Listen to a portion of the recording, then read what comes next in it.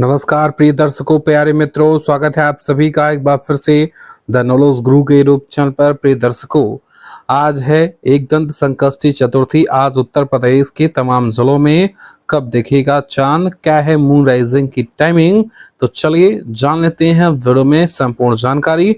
एक एक करके जानते हैं शहरों के नाम, जिलों के नाम और इन जिलों में कब दिखाई देगा आज चांद। तो चलिए वीडियो को शुरू करते हैं।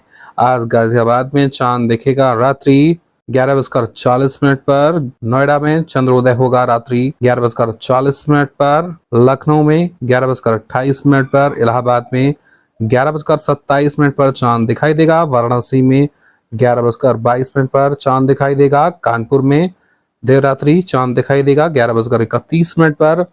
गोरखपुर में चंद्रोदय होगा रात्रि 11:18 पर। आगरा में 11:40 पर। अलीगढ़ में 11:38 पर। कन्नौज में 11:32 पर। आजमगढ़ में 11:20 पर चांद दिखाई देगा।